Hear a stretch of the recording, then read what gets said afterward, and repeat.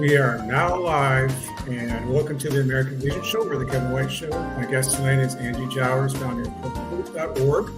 We're happy to have her here from Utah. First of all, I want to thank all of our listeners, our fans, and people all over this country.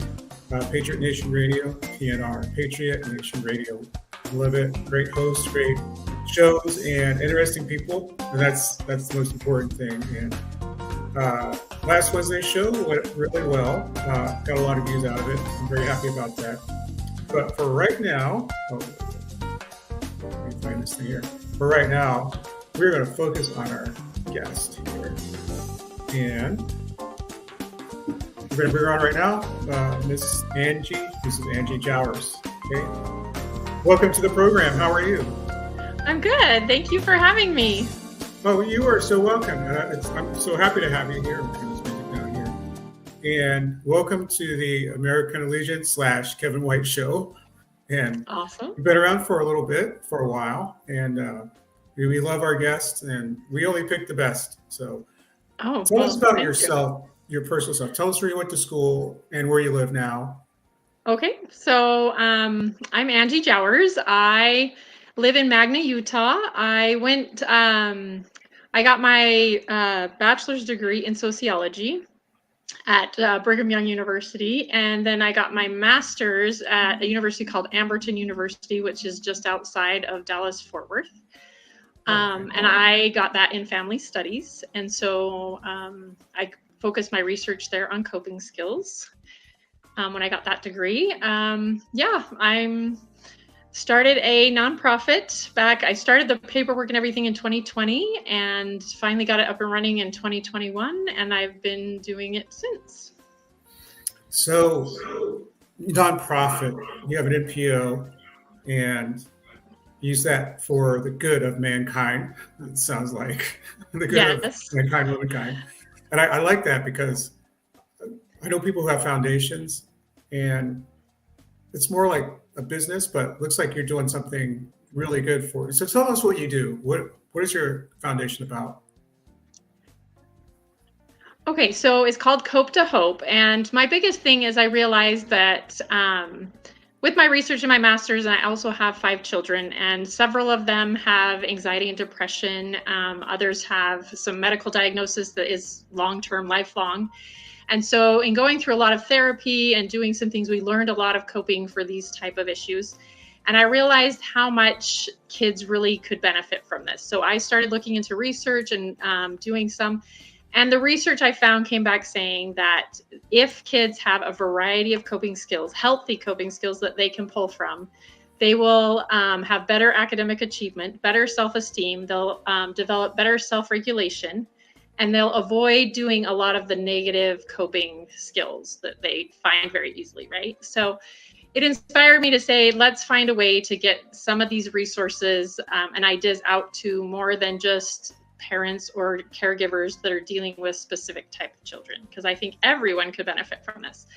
So I came up with Cope to Hope and decided that it would mainly be through like a website where people could go, they could get some instruction through some videos, but mainly to have games and activities that teach these healthy coping skills to kids. And so I started getting involved with doing presentations at different conferences for organizations and early childhood education teachers, and found that they were the ones that were able to really get this and use it in their classrooms the easiest. I'm also an after-school teacher at my younger kids' school, and so I was hired on to write their curriculum there.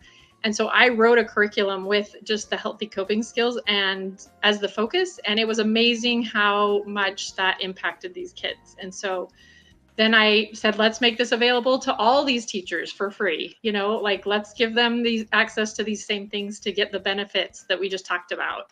So these kids, as they grow, can really have these skills that are kind of like a toolbox that, they go through life. They're going to feel big emotions and have hard things happen. Let's give them a way to deal with those so that they have something they can constructively use instead of turn to the things that, can be destructive.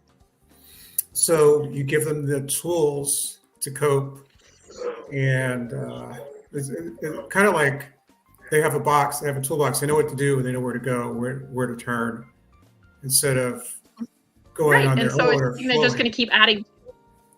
Yes. Uh-huh. Oh, yes. Yeah. Yeah. That's great. And you have, okay. So what was your major again? So I have the bachelor's in sociology, and then the master's is in family studies. I like that because I have a liberal arts degree. Mm-hmm. So I learned so much. It helped me write my book. So these things are what you go into really works for what you have to do. And it makes you well qualified to do what you're doing. You understand, and your master's degree and everything. So I think that's beautiful. So what are the things you teach the kids? So there's obviously lots and lots of healthy coping skills, but we decided to start with 12 that we could put on a poster. Okay. And on our website, those posters are free to request and we mail them out. But there's 12 of them on there, and they have little pictures that go with them. So even younger children that can't read yet, they'll see that picture. So some of the ones on there that we chose were moving your body, saying 3 positive things. We really feel like if you can say 3 positive things about your day, even when things are awful, there's usually 3 you can find that are good. There's things like taking a break, talking to an adult or a friend, blowing out candles. This might be a new one for some, but you teach them to use their hand as the candles, like a birthday cake, and to blow them out. And if you tell them it's like a birthday cake, you'll see that they get, that big, deep breath to blow out all the candles. And all these are just ways to help them get their brain to start, connecting again and calming down to think through how best to deal with the situation instead of just react. That's And awesome. the other thing we focus on is labeling emotions, because a lot of kids growing up, they learn mad, sad, and happy. And so they think everything falls into these 3, but really Wow. a lot of kids are jealous of something, and that's what makes them mad. If they can label it and say, I'm actually jealous, it's so much easier to cope. You can choose the best coping skill for that particular emotion. And so we have a lot of our activities and printables are teaching like emoji faces, and you play duck emoji. So we just kind of tweaked it a little bit to be like, let's teach emoji faces while we're playing a very common game. Or we have red light, green light mindfulness. And so that's the game, red light, green light, but you have the poster, and the person being the light, when they flip around, they'll say red light, but then they'll say one of the things on that poster.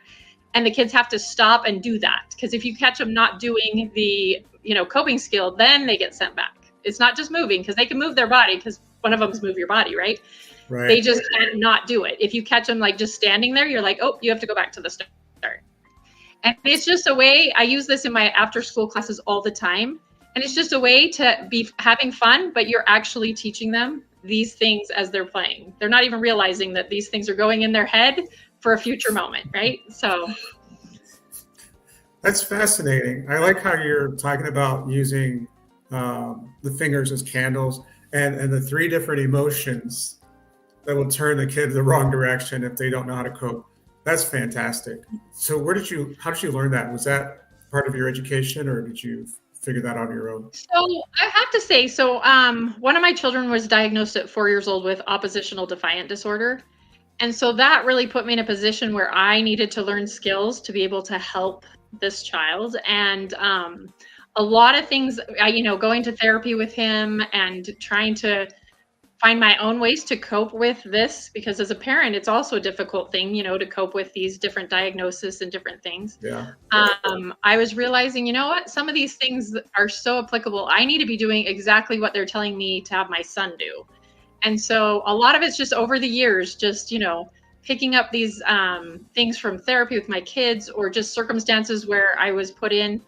I have a son that was diagnosed with epilepsy at 10 years old, and he wanted to be a pilot. And so it was rough, because his whole dreams just got dashed, because you can't be a pilot if you have epilepsy. And so working with him through those very crucial preteen years was really a struggle. And I realized, okay, if he's having this hard of a time and I'm having this hard of a time, let's find ways to make it easier to, have him feel confident and be able to, to succeed through all this as well. So I think, and I'm very creative just naturally. And so I think of ideas and games and fun ways to interact in that. And so I just started putting all these into games and finding ways that the kids would really, grab onto and want to participate and learn these things in a fun way instead of just sitting down and having a talk or something like that. Yeah, because games are fun and they're good time, and it's togetherness with the family and everything that, or with the class. That's fantastic. So these are things I've never heard before. Usually the kids are just out down on their luck, on the side, off to the sidelines. I like this. Well, so, I've had an experience too that we had an autistic boy in one of my after school classes, and he was talking, and then someone interrupted him, one of the other students, and so he got really upset really quickly. And I knew that it potentially could be, he sometimes will throw furniture or chairs, and I was just like trying to de-escalate this. And he actually stood up and he walked to the corner of the room. And in that moment, I was thinking, I could just carry on the class and just kind of ignore him and let him calm down, or I can go and tell him that I'm so proud of him for taking a break. In the moment, he got super upset to just take that break. And I did. And I said, you can come back when you're ready. And then I went back to the class, but I kept going over and giving him opportunities to participate. And he would say no, but I just think it was so important, instead of just label it for him, be like, you just took a break, which is a great way to handle this situation. And I think that's another thing. We just need to point out to these kids, like, you just chose a very good way to handle that big emotion. And once they hear that, they're going to be like, oh, that's what I did. And so then they can replicate it instead of, sometimes we're just like, oh, just go over there until you've got it together. Well, sometimes they don't know how to get it together. And so, absolutely. Yeah. So, seeing how it really works. I've loved this. Last time I'm teaching kindergarten through second as one of my classes. And these little kiddos just get bored so easily when they're waiting for their peers to finish up with a thing that they've already finished, right? An activity that they've already done. And so I came across, I was at therapy with my daughter who has anxiety, and they'd given her an idea to do this. It's called the butterfly tapping. So you make your hands like a butterfly, and then you just tap side to side. And it does two things. It actually reconnects both sides of the brain, but it also is a very soothing thing. I do it a lot myself, just to, bring myself to, And I taught my kids in that class, I said, if you're getting bored, here's a trick. It's quiet, and it just is, you can do this. It kind of gives you something to do, but it also tells me that you are bored without you having to start acting out or having to get my attention. And it has been amazing to be going through class and see a couple kids start to do that. I'm like, okay, I need to get something to engage these kids because they're bored. They didn't say one word. They just started doing the butterfly.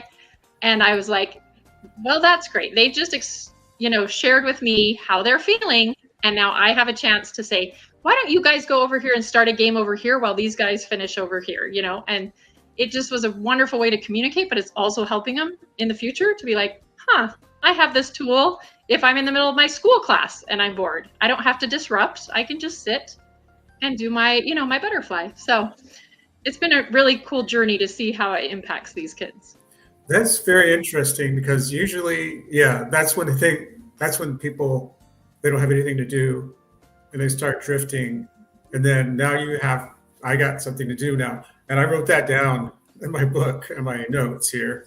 So I like that. That's something I've just learned in the last, a few months. I went to a training and was given some ideas. And so I just keep adding these things to my little toolbox, right? And then I just find ways to let's play a game where we add this to it. One of my little books, actually my last book, I added that into it as one of the things that the little turtle could do was this butterfly thing, right? To calm down when there was conflict. So tell us about the books that you have. You just mentioned, and what's their purpose? Okay. Do you have any with you? Oh, there you go. So I actually started writing them specifically with the nonprofit, right? I realized I wanted a way for kids to deal with certain emotions or certain things that are hard. So my very first one was The Little Strawberry, and that's coping with struggle and loss. And so it just goes about this strawberry who actually starts growing in the fall time after the summer harvest is over.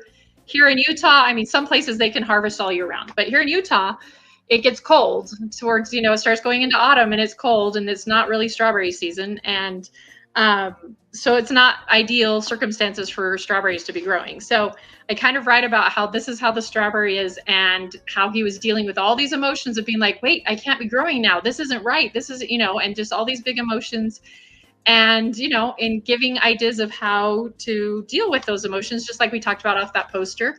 And I like the thought I had, and in the end of each of these books, there is a page that has a list of different emotions that were mentioned in the book and different healthy coping skills. So kids can go play like a look and find, right? Like go find the emotion that looked like angry or mad, right? So then they can go back and look at the pictures and say, what emotion am I seeing in these different pictures right here? So for example, like obviously angry in that picture. Gotcha. But some of them will be like, and that's another way to learn those labeling names, right? Like instead of just mad, sad, and happy, there's going to be ones like embarrassed or, they're disheartened or they're lonely. So they're learning these new emotions. They're like, oh, he looks sad, but he's really just lonely. So those are two different ways to describe what that looks like.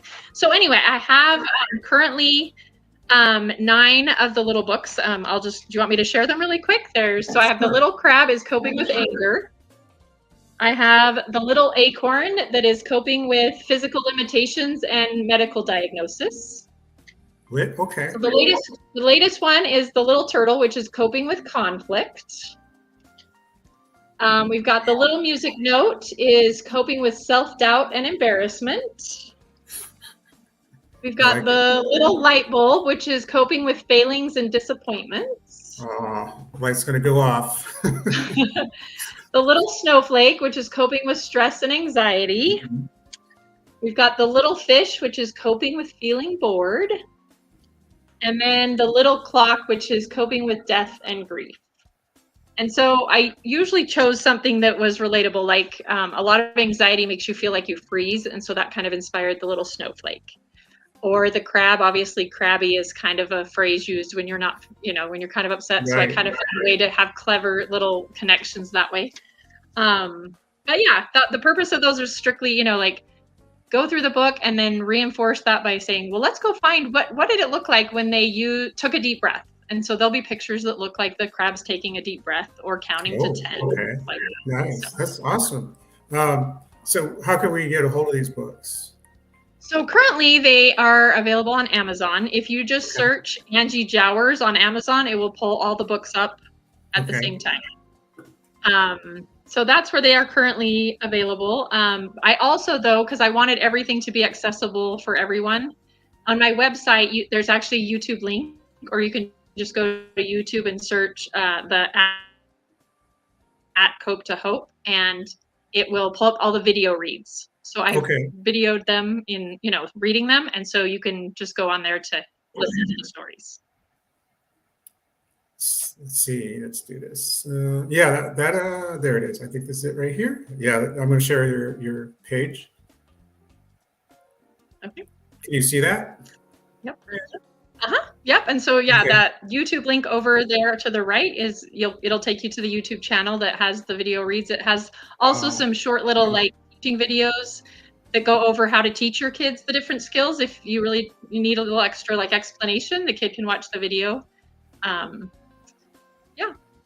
Yeah, fantastic. I like that.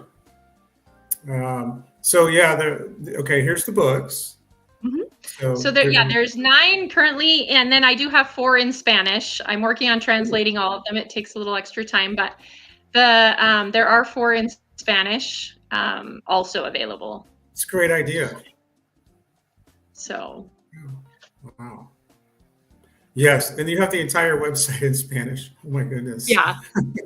I actually speak fluent Spanish, so I'm able to do the videos in Spanish as well. So. And there's all the characters. Nice. Mm-hmm.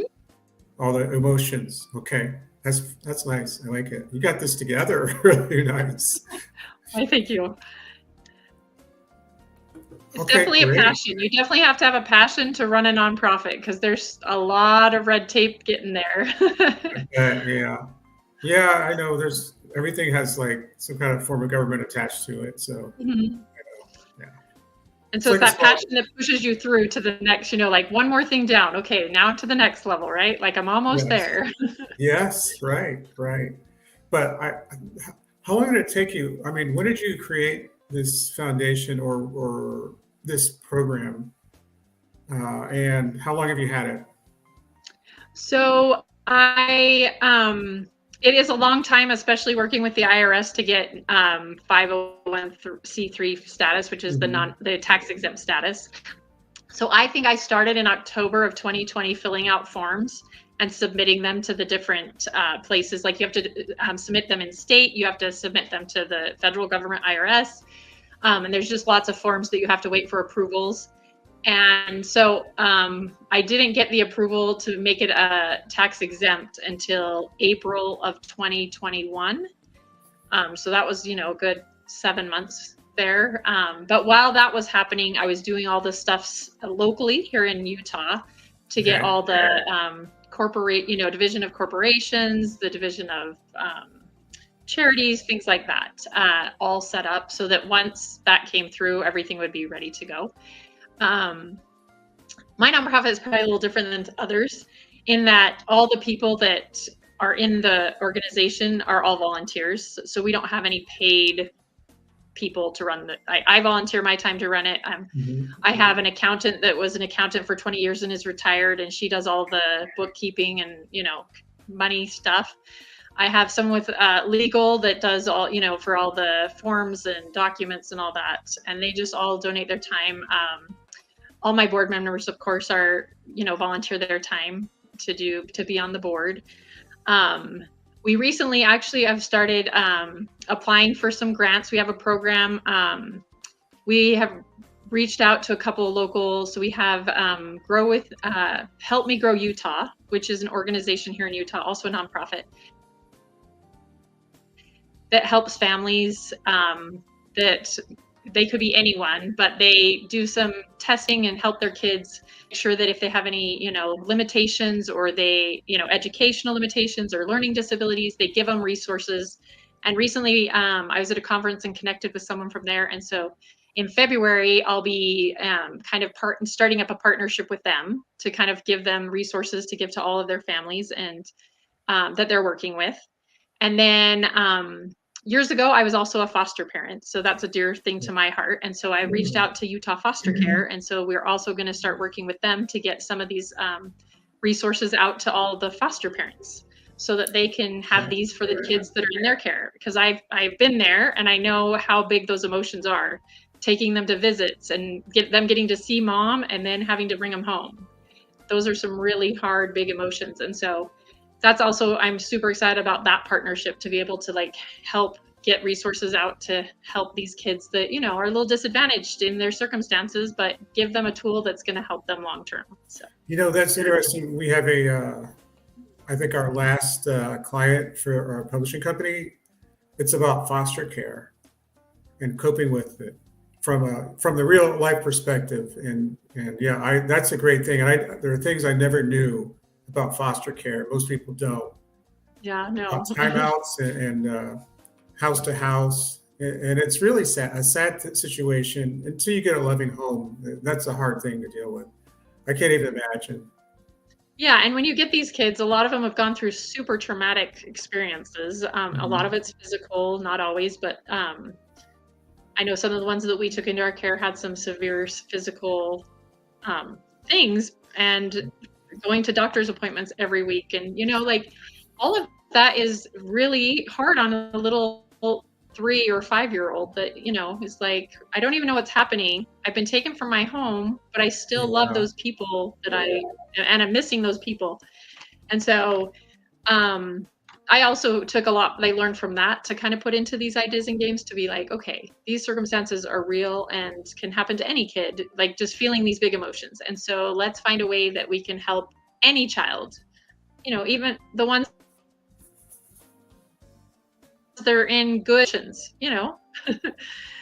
there's no guarantee to just because you have, all the things you might need at home, emotions are just part of us. So we're going to need to learn how to deal with them at some point. So you have an experience with foster care, is that right? Yeah. So I did it for about 2 years.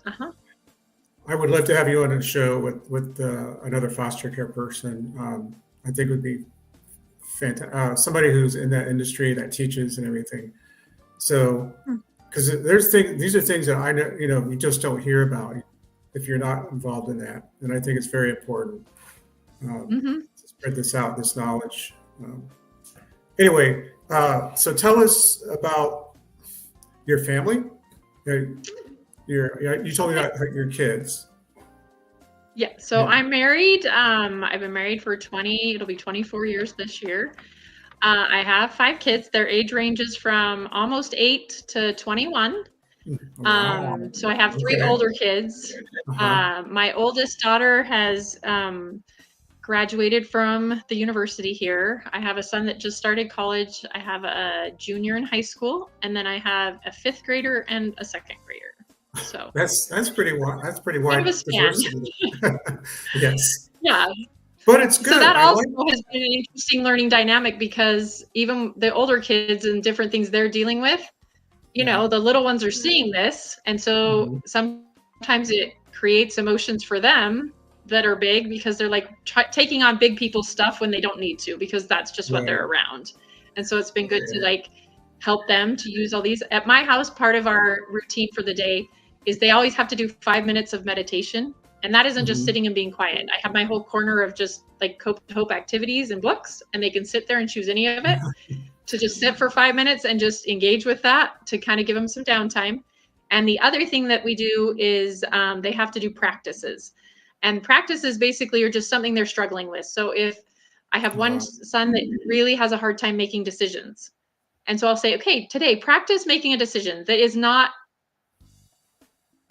right or wrong. It's just what you want to do. Because I'll ask him would you like to have this or this for your snack? And he'll be like, oh, I don't know. You can just choose for me. And I'm like, well, no, it's important for you to learn to make decisions, especially ones that are not, it's not going to alter anything in your life. It's what would you like?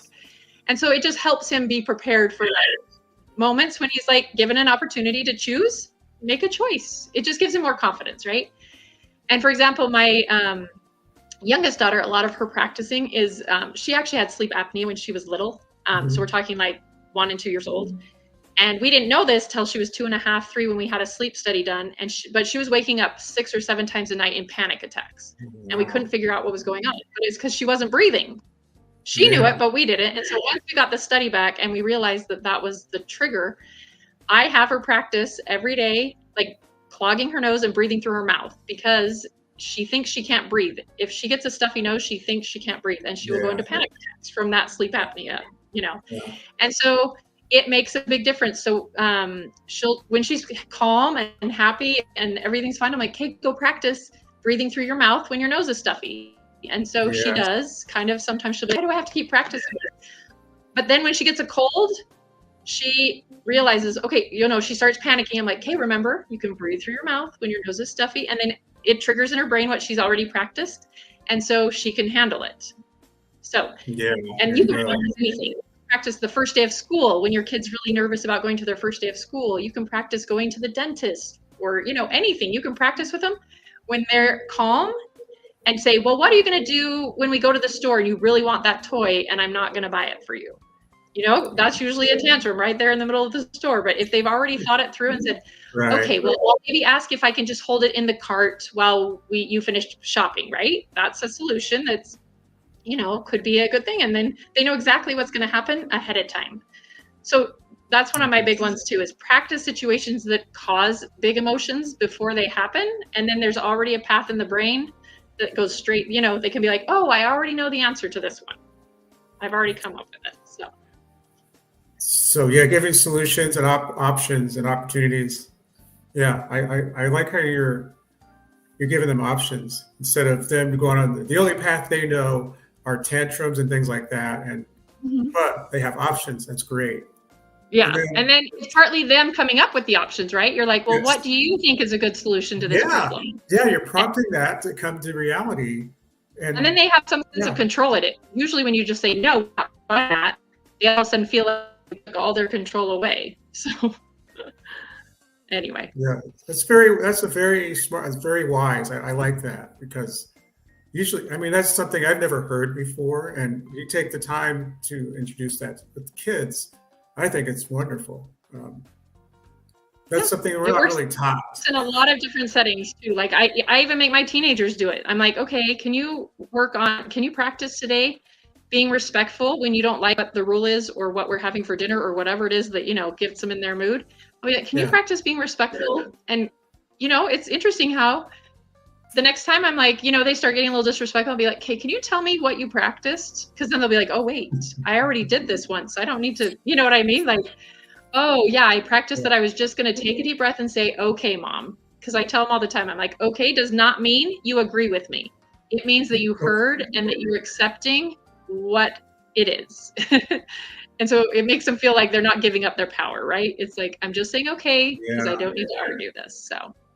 Wow, I like this. It really is hope to hope. I mean, it's like, I've never heard of this stuff before. If I knew this with my kids, then things would have been different. But so you're getting your message out there. You're going to conferences. How often do you travel? So I've just stuck right now. I'm just doing Utah. Obviously, I still have young kids, and so I'm still trying to do, wearing several hats. Do the mom, do the, and so I've done several here. I did do one that was a national one that back in COVID times when they were doing them virtually. Yeah. It was through one of the fundings for after-school programs. So it was actually part of the Department of Education for the United States. So it was pretty exciting. And so I got to do that because it was virtual. So I was just home and everyone, signed in wherever they were. But I've done several for the Utah After School Network. I've done probably 6. Coming this year, I'll have done 6. They do 2 a year. I've done them for the Utah Early Childhood Education Conferences, which is basically any kid from preschool